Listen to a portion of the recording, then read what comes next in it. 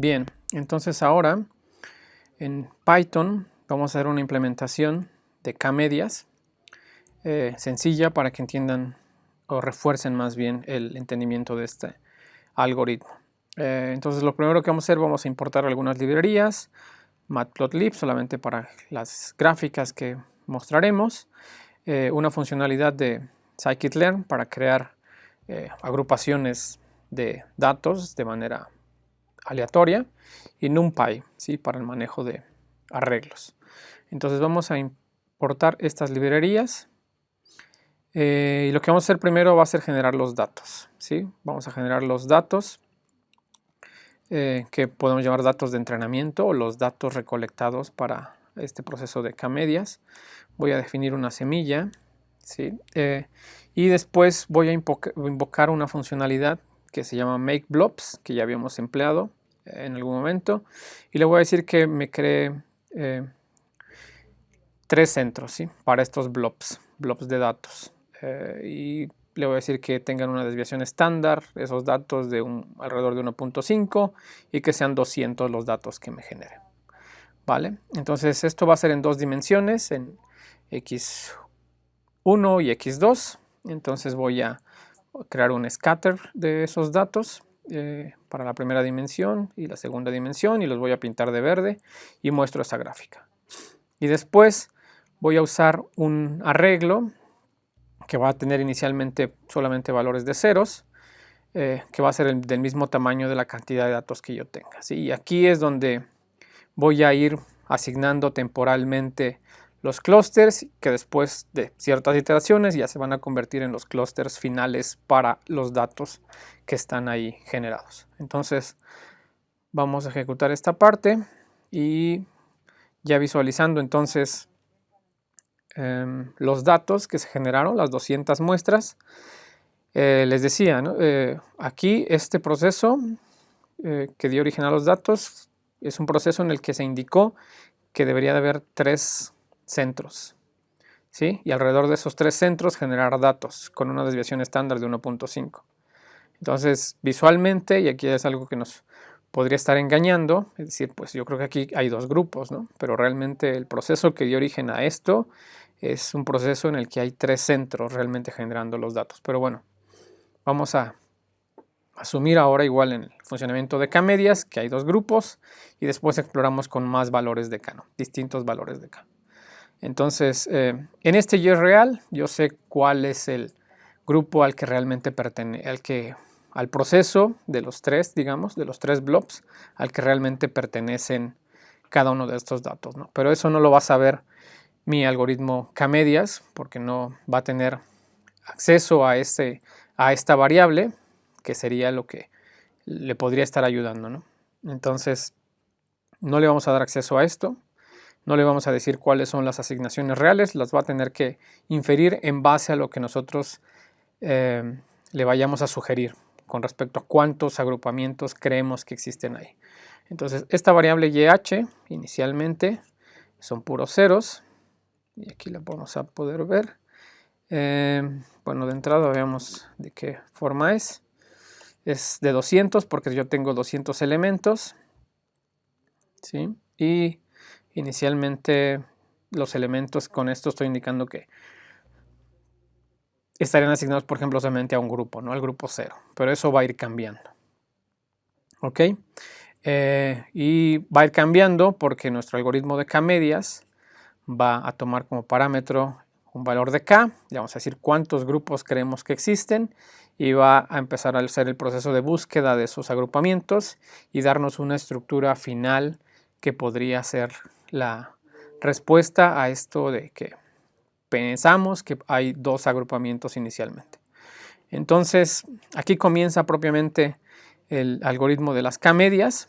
De nuevo, de entrada le tengo que definir un valor de K, que ese va a ser mi número de centroides iniciales que creo que hay, y por ende el número de grupos que me va a definir. Entonces, en base a este valor de K, yo defino centroides de manera aleatoria, ¿sí?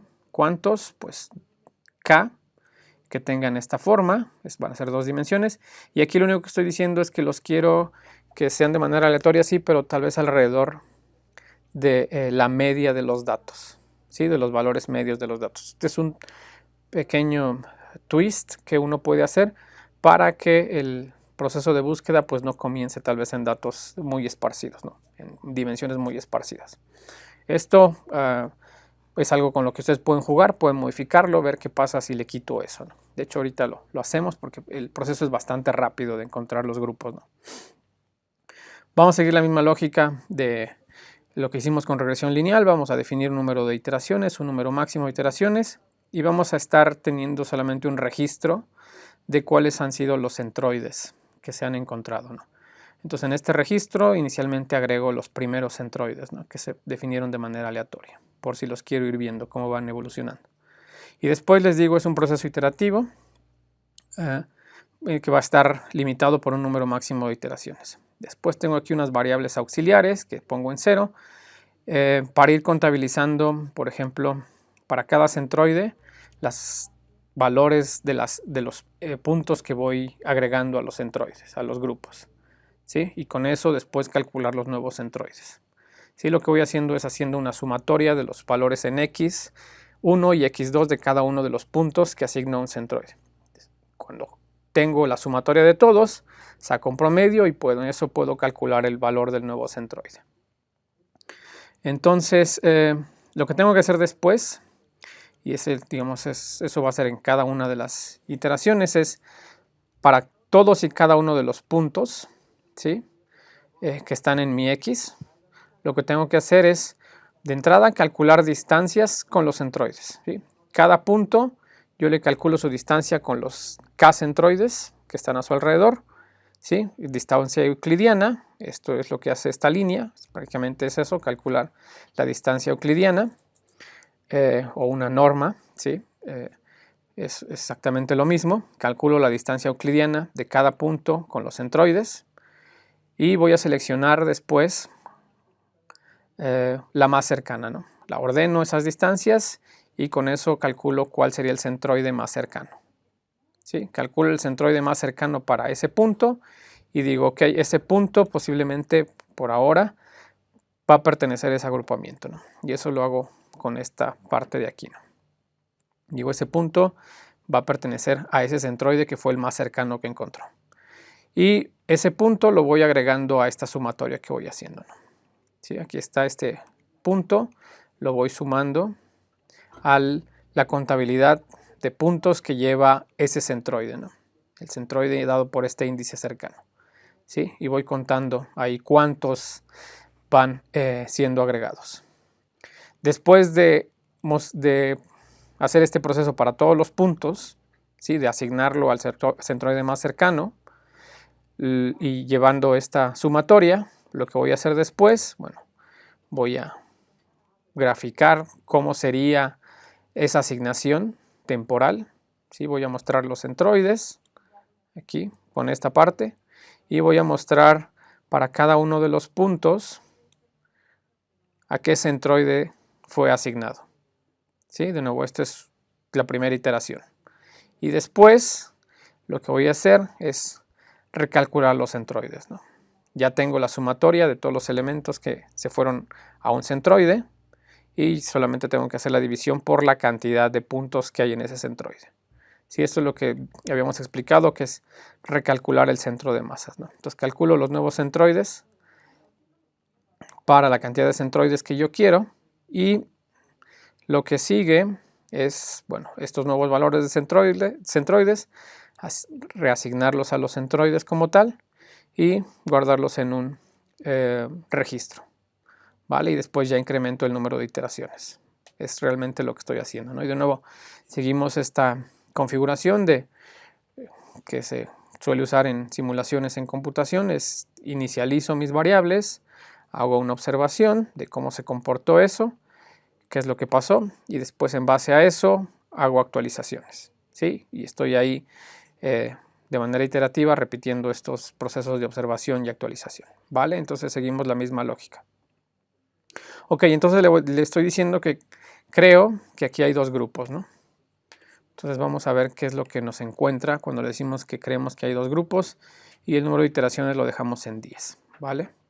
Entonces vamos a ejecutar esto, Y primero vamos a ver que la iteración 0 me definió los centroides de esta forma y de nuevo hizo esta partición y después ajustó los puntos, ¿no?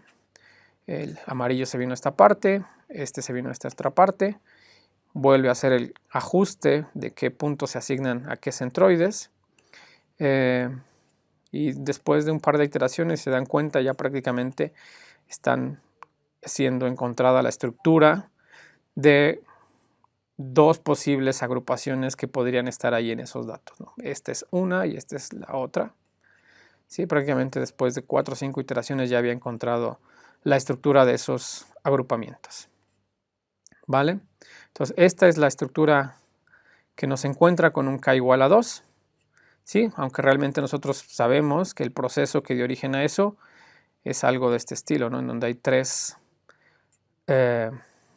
grupos realmente. Pero bueno, esta es una estimación si dejamos con k igual a 2. Vamos a cambiarle, vamos a hacer 2 cambios. Primero vamos a probar qué pasa si yo le digo no. Yo creo que en esos datos realmente hay 3 grupos. Entonces vamos a ejecutar esta parte. Y vamos a ver qué es lo que pasa.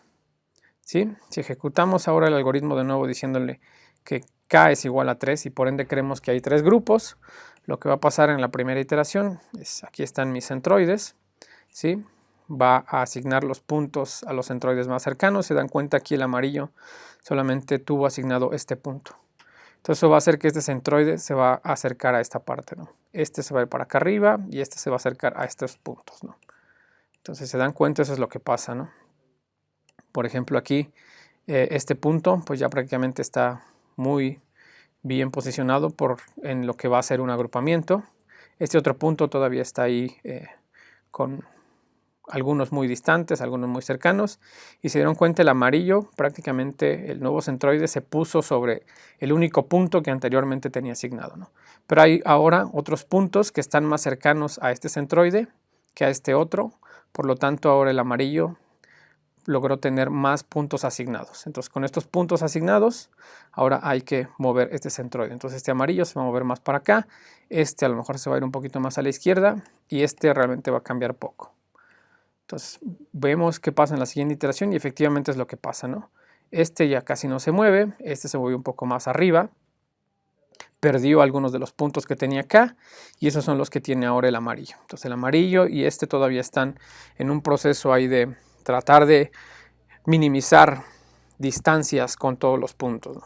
Ese proceso de búsqueda de quiero encontrar la posición de los centroides que minimice la distancia con todos los puntos, ¿no? Entonces eso es algo en el que están todavía estos dos centroides.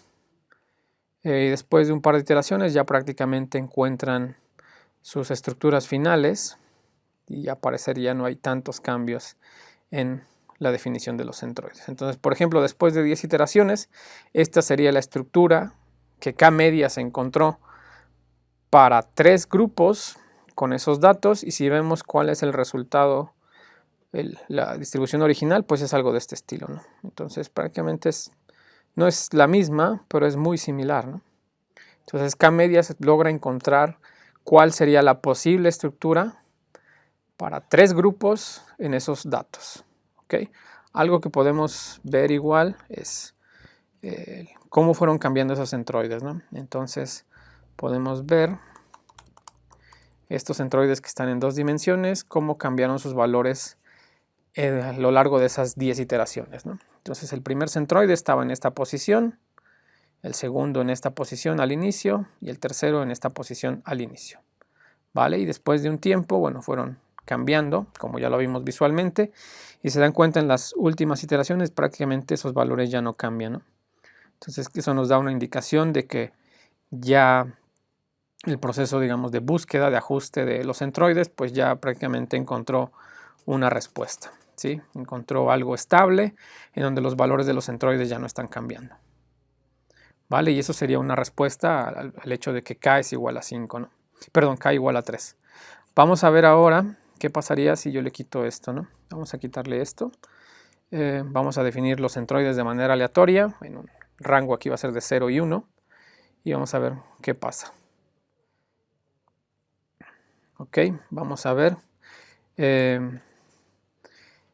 Yo le dije igual, creo que hay 3 grupos en ese conjunto de datos. Entonces me genera 3 posibles centroides de manera aleatoria. Y de nuevo están ahora en este rango, no están en la media de los datos, alrededor de la media de los datos, sino que están alrededor de valores entre 0 y 1, ¿no?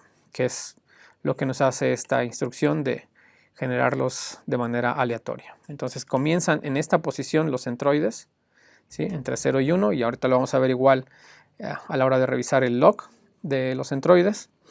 ¿Y qué es lo que vemos aquí? De nuevo, en la primera parte, estos centroides están definidos en esta región y los puntos, todos los puntos alrededor, tengo que encontrar qué centroide está más cercano y asignarlo a ese centroide, ¿no? Entonces, en este caso, estos 3 puntos están muy cercanos al amarillo, entonces se asignan al amarillo. Estos puntos de acá se asignan a este elemento y acá, por ejemplo, algunos se van a este centroide y estos otros de más abajo se van a este centroide, ¿no? Que de acuerdo a la distancia euclidiana son los centroides más cercanos para estos puntos. Después de una reasignación, este posiblemente se va a mover hacia acá, este va a correr un poco abajo y este va a correr un poco hacia acá, ¿no? Entonces, bueno, realmente miren, algo interesante, este centroide se movió más para acá, había más puntos de este lado seguramente, entonces eso hizo que este centroide se moviera para acá, el amarillo se movió para acá y este se movió para acá, ¿no? Entonces eso es lo que estamos viendo acá. El amarillo se movió un poquito hacia arriba y ahora todos estos puntos son más cercanos al amarillo que a este, ¿no? Que era el clúster que anteriormente al que podían haber pertenecido. Este se movió hacia acá y los más cercanos ahora son solo estos. Estos quedaron más lejos y quedaron más cerca al amarillo. Entonces ahora se asignaron al amarillo. Este punto se movió más en esta zona, entonces ahora todos estos se asignan a él. Y prácticamente después de un par de iteraciones ya no vamos a ver cambios en la asignación de los centroides, de los elementos a los centroides, ¿no? Y tenemos ahí una estructura ya de lo que podría ser 3 grupos de acuerdo a esos datos, ¿no? Y lo vemos y es muy similar a lo que realmente dio origen a estos datos, ¿no? Entonces igual nos está encontrando ahí los 3 posibles agrupamientos. Si vemos el log ahora, vamos a ver de nuevo lo mismo, que inicialmente de manera aleatoria estaban las posiciones entre 0 y 1 y después se fueron ajustando, ¿no? Y en las últimas iteraciones prácticamente ya no observamos cambios. Vale, entonces esto es algo con lo que ustedes pueden estar probando qué pasa si los genero cercano a la media, lejanos a la media, y qué pasa si, por ejemplo, ahora digo no son 3, sino son, no sé, 4, ¿no? Si digo que son 4 los grupos que hay ahí, ¿cómo sería esa partición, ¿no? ¿Cómo sería ese agrupamiento? Bueno, pues lo pueden explorar, ver qué es lo que está pasando, cómo se mueven los centroides y se van acercando a los grupos que posiblemente estén ahí, ¿no? Y vamos a ver el resultado final después de 10 iteraciones, por ejemplo. Vamos a ver que esto es lo que me dice. Si hay 4 grupos, estos podría ser la estructura de esos 4 grupos, ¿no? 2 en esta parte inferior y 2 en esta parte superior, y estos podrían ser los centroides, ¿sí? Y estos centroides podría ser el elemento que, de nuevo, homogéneo, al que todos estos puntos alrededor tienen algo en común, con el cual hay alta similitud entre estos puntos y este centroide, y por ende también entre estos puntos entre sí, y hay baja similitud, por ejemplo, entre estos puntos y los puntos de este centroide, o incluso estos puntos y los puntos de este centroide, ¿no? ¿Vale? Entonces este es el ejemplo del algoritmo de K-medias para este tipo de problemas. Les voy a mostrar un ejemplo más para una estructura de K-medias, pero bueno, antes un poco de explicación.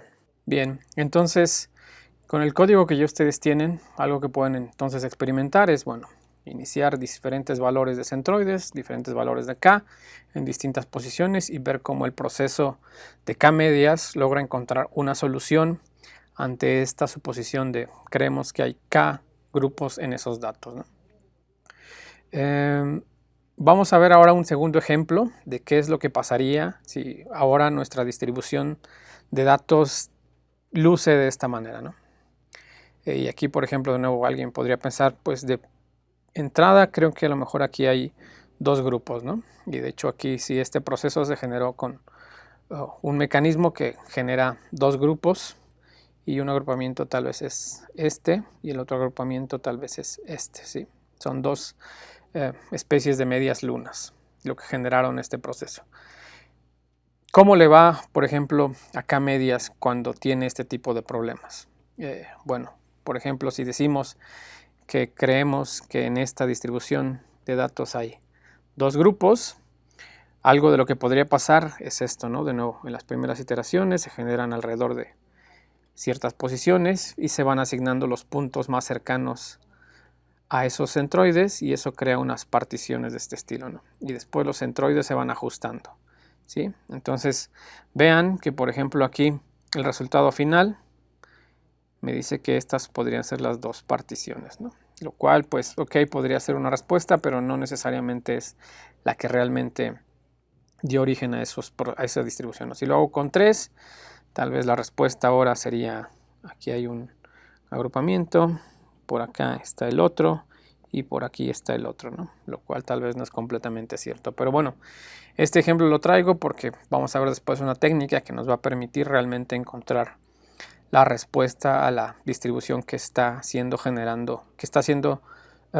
fue generada o que generó este proceso.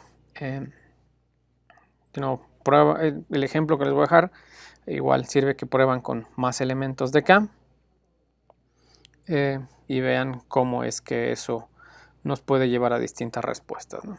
Que no necesariamente son las que dieron el origen a este tipo de distribución, ¿no? Aunque por ejemplo aquí en el 6 vemos que aquí hay 3 agrupaciones que después yo podría considerar como una sola, y acá también otras 3 agrupaciones que podría tal vez considerar, y después de hablar con expertos ver que estos 3 realmente son muy similares y a lo mejor estos 3 también tienen algo en común, ¿no?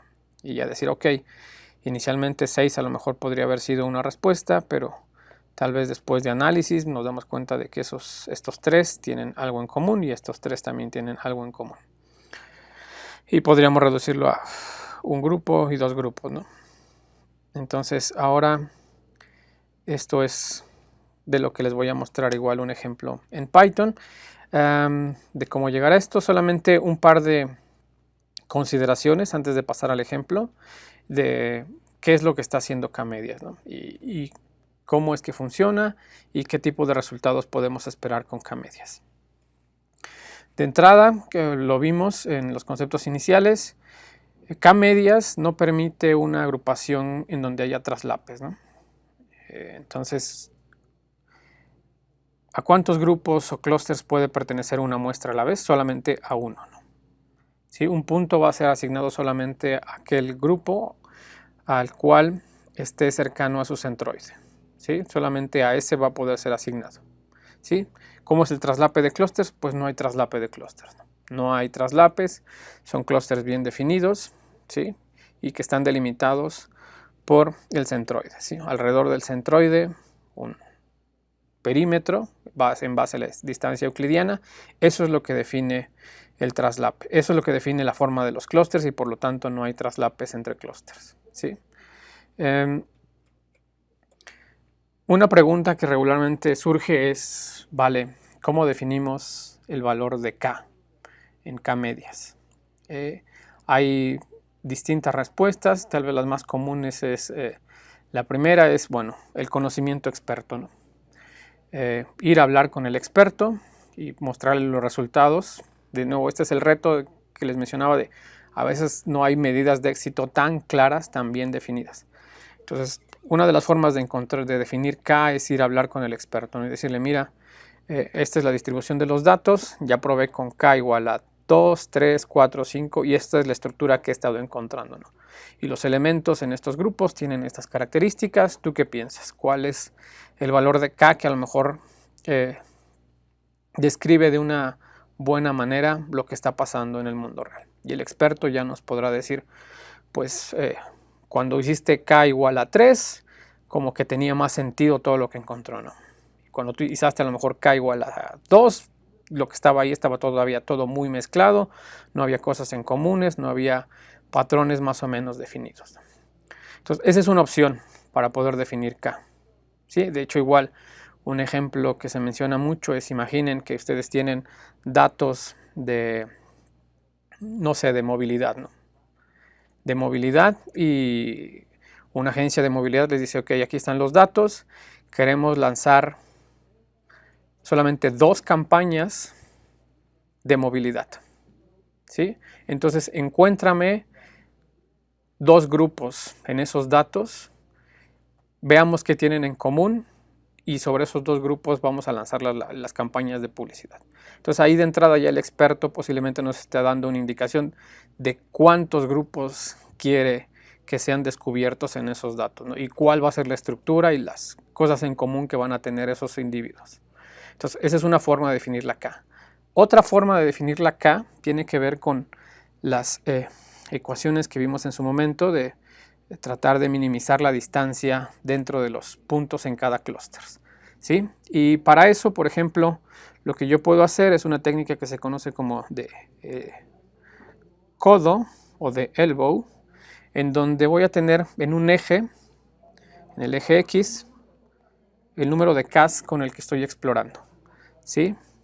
Y acá, en el eje Y, el error que estoy viendo, o la distancia entre clústeres, la distancia entre los puntos y cada clúster que estoy viendo. Entonces, acá puede ser aquí 1, 2, 3, 4, 5, 6, 7, hasta el valor de K que yo quiero explorar. ¿Vale? Entonces, por ejemplo, con K igual a 1, todo está muy disperso, este valor tal vez está muy alto, ¿no? Si yo calculo, si yo asumo que en mis datos hay un punto central y calculo la distancia de todos los puntos con respecto a ese punto, esa distancia la multiplico al cuadrado, bueno, la pongo al cuadrado, como lo vimos en la ecuación, y hago la sumatoria de todas las distancias de todos los puntos, eso me va a dar un valor tal vez bastante alto, ¿no? ¿Vale? Después pruebo con K igual a 2 y a lo mejor ese valor empieza a bajar, ¿no? Y empieza a bajar tal vez a este nivel. Pruebo con K igual a 3 y a lo mejor empieza a bajar aún más de nivel. Llega un K igual a 4 y a lo mejor llega a este nivel, ¿sí? Y después pruebo con un K igual a 5 y a lo mejor comparado con K igual a 4 bajó, pero no bajó tanto, ¿no? Y después K igual a 6, igual baja, pero a lo mejor no baja tanto. Y K igual a 7, baja, pero aún menos, ¿sí? Con respecto a 6. Y todas las demás K prácticamente ya este valor no lo puedo minimizar más, ¿no? ¿Sí? Ya estoy llegando a configuraciones en las que ya es imposible minimizar la distancia de todos los puntos contra todos los posibles centroides, ¿sí? Que pueden haber ahí. Entonces, si se dan cuenta, esto nos da tal vez una forma de una especie de curva de esta forma, ¿sí? Y ahí viene esta idea de elbow o codo, ¿sí? Lo cual me diría, pues, posiblemente tu mejor valor de K es igual a 4, ¿sí? Porque con respecto a todos los valores es el que mejor minimiza esto, ¿sí? Las distancias entre los puntos y los demás clústeres. Y si tú sigues incrementando el valor de K, realmente lo que tú ganas en minimizar, pues ya no es tanto, ¿sí? Y ya no tiene sentido ir explorando con más valores de K. Entonces posiblemente este valor de K igual a 4 sea el mejor valor. ¿Vale? Entonces esta es otra forma en la que yo puedo de manera empírica ir probando cuál sería el mejor valor de K, ¿no? Y empírica y ayudada con una medición que sería esta distancia dentro de los puntos con sus clústeres, ¿sí? Con sus centroides. Entonces esta sería una forma en la que yo podría encontrar igual el parámetro, el valor para mi K. ¿Ok? Entonces, bueno, ya antes de pasar al ejemplo, ahora sí, K-medias es utilizado en distintas aplicaciones. Por ejemplo, lo que les mencionaba, tal vez encontrar subgrupos de usuarios de servicios de movilidad, subgrupos de pacientes con algún padecimiento. Por ejemplo, yo tengo un registro de todos estos pacientes, ya sé que son, no sé, pacientes que sufren, no sé, de alguna forma de resfrío, ¿sí? Y yo digo, sé, eso lo sé. Ahora quiero encontrar si hay algo de común entre ellos y si hay a lo mejor algunos que pueda yo decir, ok, si hay algunos que puedan caer en un subgrupo de que sean más delicados que otros, entonces quiero ver si hay algún tipo de estructura ahí, ¿no? También, por ejemplo, si yo tengo una plataforma de entretenimiento en donde muestro videos, series, películas, etcétera, tal vez yo quiero encontrar igual si hay algún tipo de estructura ahí, de agrupamientos en las estructuras de mis videos, ¿no? Tal vez también, por ejemplo, en aplicaciones en el sector de consumo eléctrico, ¿sí? Yo sé que hay X cantidad de usuarios en una ciudad que consumen electricidad, tal vez mirando solamente sus consumos, ¿sí? Esta gráfica lo que tiene ahí es un ejemplo de eso, ¿sí? Yo tengo diversidad en consumos, pero si los analizo a través de K-medias, digo, ok, a lo mejor puedo identificar 3 grupos de consumidores, ¿no? Y yo ejecuto K-medias con una opción de K igual a 3 y digo, encuéntrame cuál sería una posible estructura de 3 grupos de consumidores de electricidad, ¿no? Entonces ahí podría tener ese tipo de aplicaciones K-medias. Bien, entonces ahora sí, pasamos a este último ejemplo de cómo funciona K-medias para el problema en el que tengo yo una distribución que está dada por 2 especies de medias lunas.